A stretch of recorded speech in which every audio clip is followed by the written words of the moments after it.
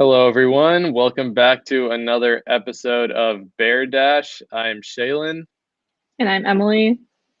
and today we're going to be talking about a lot of former Bears. We're actually talking about all people who have been a part of the Cal program recently or not so recently, but they've all been through Berkeley and they are all gone now. We're going to be talking about Cal defensive coordinator Tim DeRuyter, who's going to be headed to Oregon. We're going to be talking about Cal draft prospects Jake Curhdan and Camryn Bynum, who are down in Alabama for the Senior Bowl. And then we are going to be talking about the Cal football darling Aaron Rodgers, who lost a heartbreaker last week, but his future is kind of uncertain right now. So we'll be giving our takes on that. But to start off with, we got hit by a bit of a surprise with a coaching shakeup. So Cal co-defensive coordinator Tim DeRuyter and Oregon co-defensive coordinator Keith Heyward are essentially swapping schools and probably swapping positions. So Heyward is coming from Oregon to Cal, and DeRuyter vice versa. DeRuyter was Cal's defensive coordinator from 2017 to 2019, and then he got switched to Cal's co-defensive coordinator in 2020. Peter Sermon co-defensive coordinator with him, but DeRuyter wasn't calling plays. So it was kind of like he got demoted a little bit. I mean, obviously Wilcox and the coaches wouldn't call it that, but that's essentially what happened. But he's going to be the full-time lead defensive coordinator for Oregon. Will probably have play calling duties again. So congrats to him. Emily, what is Cal losing in Tim DeRuyter? Because he's been with the program as long as Coach Wilcox has. So it's going to be a big change up.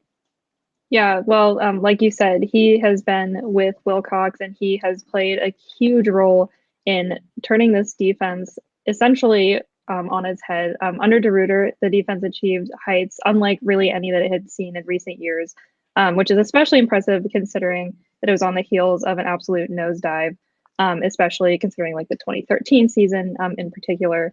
The defense ranked 127th in the nation in points allowed in 2016 and had the 125th ranked total defense before he was hired in 2017. But by 2018, he had completely changed the defensive landscape, in part thanks to, like you said, Justin Wilcox, who was also hired then. He's also a very defensively minded person. But in 2018, Cal was ranked number 22 in points allowed, and they cut that number by more than half in just a season. And along with that Olympic long jump of a leap to the top, the Bears shot to new heights in many other defensive categories as well. They were ranked number 21 in total defense in 2019. They also had they were in the top 30 in the country in 4 defensive areas, including number 9 in passing yards allowed. And it's one of the areas that Cal has thrived defensively before 2020, which is, as we know, a year full of exceptions. Is limiting big plays for opposing teams. So they definitely give up chunk yardage now and again, but for the most part, they're really good at forcing long drives downfield. We saw this against Oregon this season, where they limited a usually super proficient offense that produces big run and passing plays, just 1 or 2 big gains. Tyler Shuck, the Oregon QB, connected with Travis Dye on a 67-yard pass, but that was the most yards that the Bears surrendered in a single play that game. So as of 2020, Cal sits at number 38 in the country in total defense, and it's clear that they can contend with other best defenses and offenses in the conference. And DeRuyter was huge in making that happen. I think it's a pretty substantial loss to the Bears coaching staff because he's incredibly successful. He has an MO that clearly works for this team and that garnered the program some newfound recognition. And another thing that they lose is DeRuyter's crazy amount of experience. He coached at 6 schools before coming to Cal across multiple conferences. So he clearly has great knowledge of offensive and defensive schemes. But like you said, luckily, Peter Sermon will likely remain the defensive coordinator, and he's inheriting a super well-oiled machine. He likely learned a thing or two from DeRuyter, so it's not like it's going to be a total makeover, which is good news for the Bears. Yeah, I just want to say as a journalist too, I'm going to miss DeRuyter a lot. He was always really upbeat and excited during press conferences, which is not really something you can say about all coaches. He was always friendly. And like you said, he was a fantastic coach as well. I mean, Cal had consistently had top 5 defenses in almost every major category in the Pac-12 with him calling plays. And another thing was he coached Cal's outside linebackers, and Cam Good has been a dominant force over the past couple of years. And he also helped guys like Braxton Croto develop. And it's still like it's kind of confusing to me why he ever got demoted. It's something Wilcox will probably get asked about again um, come press conference time for spring ball, but I mean, we're probably not going to get a clear answer. Former Cal defensive backs coach Gerald Alexander, who we're going to talk about later in the segment because he'll be at the Senior Bowl, he tweeted that DeRuyter was back in the role he deserved, which that's kind of seemed like a slight shot at Wilcox because, I mean, it was obviously Wilcox's decision to take DeRuyter out of that role. So it's clear that Gerald Alexander thinks DeRuyter deserved a full-time defensive coordinator job, and that's what he's getting at Oregon. So best of luck to him, and it's going to be really fun to watch the Cal offense go up against DeRuyter's defense against Oregon this coming season in 2021. But Cal got a great coach on paper in Keith Heyward from Oregon. Like I said, it was essentially a trade. They were both co-defensive coordinators, and they're just switching schools. So along with co-defensive coordinator, Keith Heyward was also the safeties coach at Oregon, and they had some phenomenal safety play. This past season, they had some opt-outs, so it wasn't as quite up to standard, but they're still always very strong in that department. But Heyward was not chosen for Oregon's full-time defensive coordinator role, despite being in-house. Obviously, that job went to DeRuyter, but he's no stranger to Coach Wilcox or Coach Sermon. They coached together at USC and Washington in the past. And if you're talking about DeRuyter's experience, even though Heyward's only 40 years old, this is actually his fifth Pac-12 school. So he's making his way around the block, definitely. But from what I've seen, he's super, super well respected by his players. I mean, tons of current and former Oregon players tweeted out how much they'll miss him and how much of a role model he was, let alone as a coach. A lot of people kind of called him a life coach as well.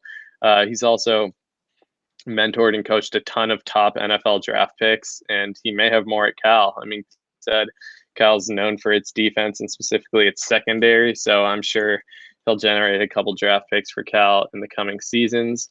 But something that's also a big plus for Cal that DeRuyter didn't really give was Heyward's actually a fantastic recruiter too. He reeled in all Pac-12 safety Javon Hollard, and his main gem was Kayvon Thibodeau, who was the #1 overall player in the country. And he was also super sad to see Heyward go on Twitter. He's very outspoken about it, but I mean, Cal's already on a very upward trajectory when it comes to recruiting, especially defensively, and Heyward's only going to add to that.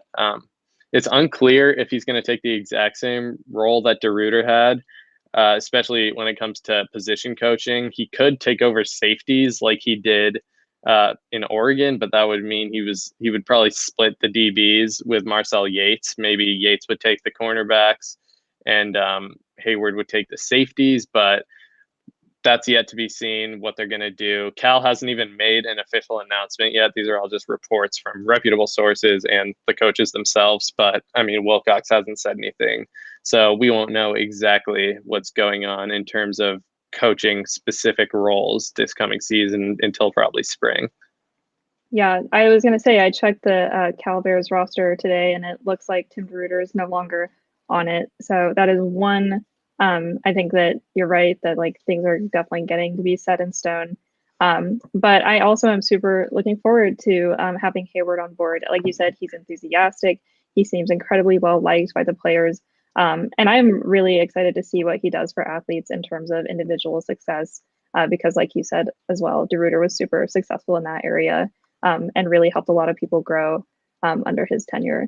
And speaking of people who are no longer on the roster, we've got Jake Curhdan and Camryn Bynum headed off to Mobile, Alabama. I guess they're already there for the Reese's Senior Bowl. I'm wondering how you think it's going to shape up for those two former Bears this weekend. Yeah, so they already there. They got there a few days ago, I think. They had like a short quarantine process, but now practices are all up and going, and I think the game is in a few days. I don't know exactly what day it is, but that's the way the Senior Bowl works. You have a ton of drills and practices leading up to the game, and then the game is nationally televised, and that's where you get to see all these prospects show out. But Curhdan and Bynum are the two Cal players representing the school there. There were several other players from Cal who got invited, but all those guys opted back in, apart from Bynum and Curhdan, so they'll be here with Cal for another college season. But yeah, there's two teams in the Senior Bowl. It's normally East and West, but this year it's national versus American. Both of the Cal players will be playing on the national team. The website said that college teammates were going to be split up. So I don't know why they're on the same team, but I guess I'm sure the numbers don't exactly work out. So they're together. But a Senior Bowl is an amazing opportunity to show off to NFL scouts because it's pretty much the Pro Bowl of college players. There's some huge names there: Devontae Smith, Mac Jones, Heisman finalist, and like I said, it's going to be broadcasted on NFL Network, so you guys can tune in too.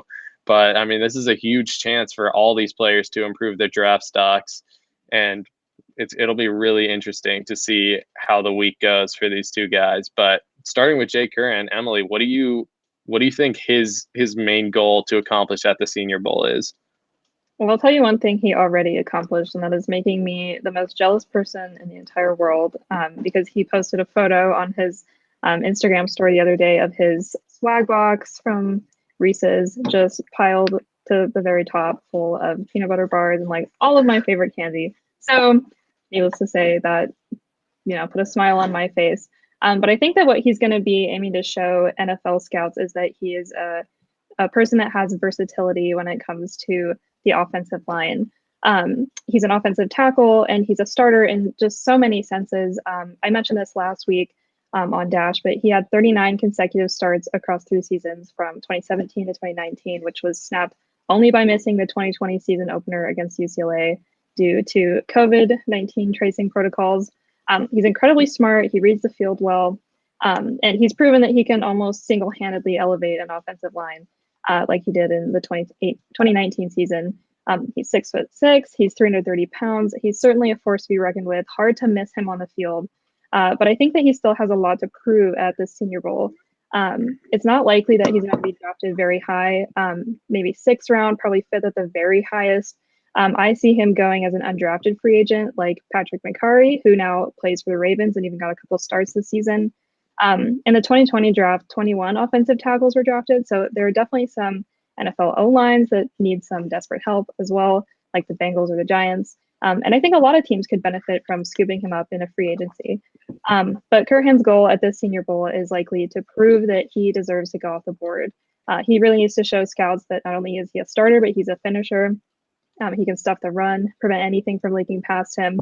He played every single start at Cal at the offensive tackle position. But this time at the Bowl, he'll get time playing left and right guard, which will be an opportunity for him to show this versatility that he so desperately needs to. He said he's looking forward to this to kind of show off some of the skills that he didn't get to starting at Cal. I think that it also allow him to show that he could provide value to a team at multiple places along an O-line. Obviously, expectations for him will be a little bit different. I don't think any scout will evaluate his first real performance at guard with a huge amount of weight. But being a Swiss Army knife is almost a necessity in NFL, and increasingly so. These teams don't really stock up on linemen quite as much, and Curhdan knows this and said this. And I think he's really ready and willing to showcase his skills in other areas outside of offensive tackle.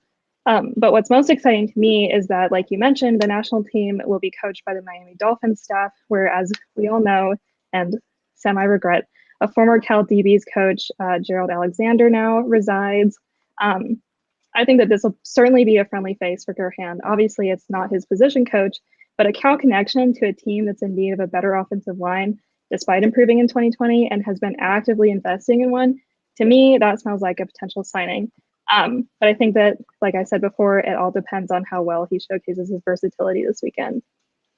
Yeah, that's a huge plus for any offensive lineman. If you can play inside and out, it increases your odds of making the 53-man roster so much, because so many teams, even if Curhdan's not a starting caliber player, you want your depth players to be able to play whatever position gets injured, because it's football. Injuries happen. Players are going to go down. So you're going to want a player who can slide in at multiple positions. And for me, especially for Curhdan, it's going to be really fun to watch him go against like top tier pass rushers from the SEC and places like that, because I mean, we all know the Pac-12 isn't always seen as like the most physical or athletic conference in football, obviously. So it's a great chance for Curhdan and Bynum to prove that they can hang with the best athletes. But like you said, in terms of the Dolphins coaching the national team, that is awesome for Bynum because it's a reunion with Gerald Alexander, who was with Cal from 2017 to 2019 until the Dolphins hired him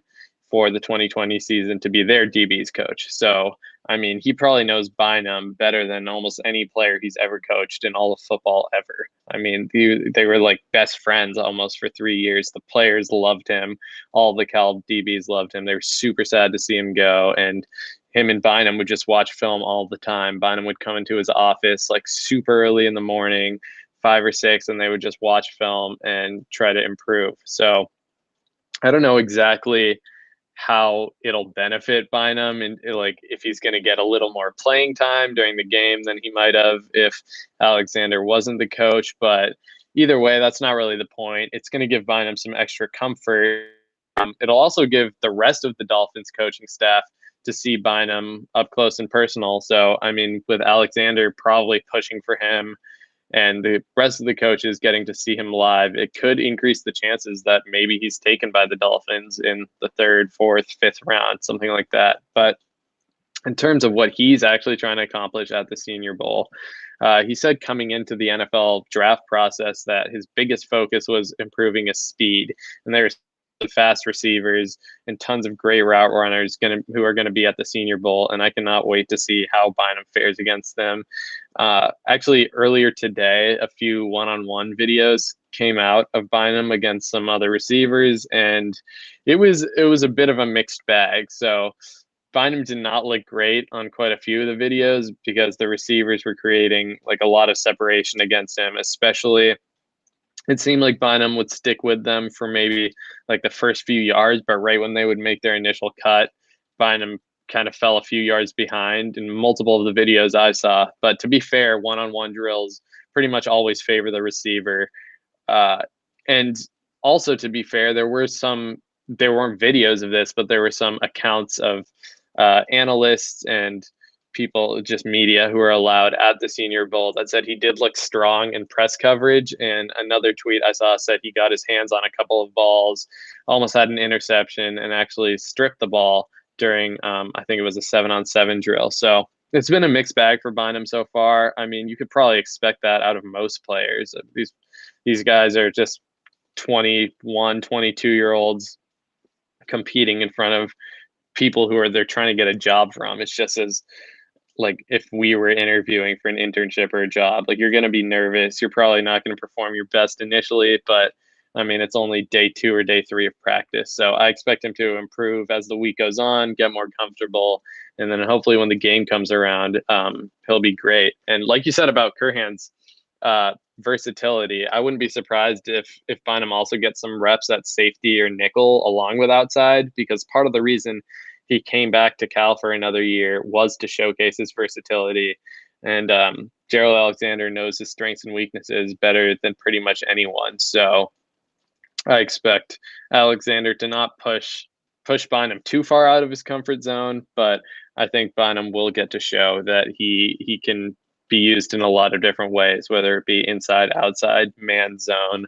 But we'll see when the game comes around how much playing time he gets and how he does when he's out there.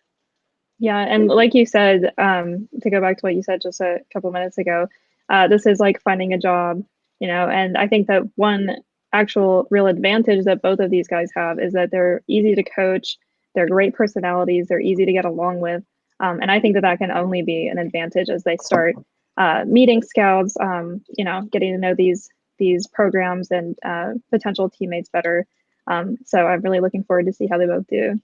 Yeah, and that's also another major part of Senior Bowl that we didn't really talk about, is that they go through a ton of off-field stuff too. Any scouts are allowed to interview them, like you mentioned, and that's something they're both going to just thrive in, because they're both such nice guys off the field, very high IQ players, and I expect them to maybe, I don't know how much scouts weigh this into their evaluation, but they're definitely going to up their draft stock based on the interviews. I have no doubt about that. Yeah, I completely agree. I'm proud of them, and I'm excited to see everything they do. And I'm sure that they'll go on to have great success in the NFL. I am really excited to see where they both end up, because I'm sure that they'll both find new homes outside of Cal. One other thing, our last topic of conversation today is one that I approach with a heavy heart, because it also has to do with a notorious former Cal player, one Aaron Rodgers, and the possibility that he could be looking for a new NFL home as well. There have been some speculations that the former Cal quarterback is now on the move. He's likely going to be the NFL MVP. He's playing at a level, he's as good as he's ever been with Green Bay. But after some comments, there's speculation that he might want out. So we're going to be tackling this in our next section. Shaylin, do you have any thoughts right off the bat? Yeah, I mean, just to kind of connect these two, Aaron Rodgers actually, when he was getting drafted, I think it was 17, 18 years ago, a lot of people expected him to be one of the top picks, even if not the number one overall pick, and he slid way down into the 20s. And that shows you the nature of the draft. I mean, you never know what's going to happen. We make these predictions about Bynum and Curhdan, but they could both go later or earlier than we predict. You just never know what teams are thinking, and it's purposely like that. Teams don't want to give away anything because that gives advantages to other teams. So Rodgers went through it himself, and I'm sure any Cal player who's going to get drafted from now on will go through the similar uncertainties. That's just the nature of the draft. But for Rodgers, there's a lot of uncertainty for him too. Like you said, right now they had a heartbreaking loss in the NFC Championship, and he said some things. I don't know if they were just overly emotional. Obviously, you're gonna have very, very tense emotions after you lose a game like that. But he made it sound a little bit like he was questioning whether his time in Green Bay was up. And this would be his own decision because he's not a free agent. So it would be him requesting a trade, which, I mean, we've seen it with a lot of quarterbacks, specifically Deshaun Watson and Matt Stafford, who have contracts but are requesting trades away from their teams because they don't feel like they're getting the help they deserve. But I know you're a Green Bay Packers fan, and I'm sure you want Aaron Rodgers to stay. So what would be your sales pitch to the Packers to convince him that they can put together a Super Bowl team for him? Because, I mean, it's not clear what he's thinking exactly right now. He's kind of giving mixed signals. Green Bay's also giving mixed signals. But yeah, what do you do to get him to stay? Well, I have a lot of thoughts on this matter. I do agree with you that game was a heartbreaking loss. There's no doubt about it. There were definitely some missed opportunities that could have, I think, turned the tides. The most glaring of which was the decision not to go for it on fourth down with just 2 minutes left in the fourth quarter, and the Packers were down by 8. It might have worked out if the pass interference penalty didn't make the big stop that they had just a few minutes earlier completely futile. They also had 4 timeouts with the 2-minute warning when Matt LaFleur made that call. Can you tell that I'm hurt yet? I definitely am. Have been thinking about it a lot. There were, multiple incompletions in that game, multiple misreads, like when Aaron neglected to wide open Alan Lazard and tried to stuff one to Devontae Adams instead. And there are lots of reasons why the Packers lost that had little to do with Tom Brady, despite what everyone says.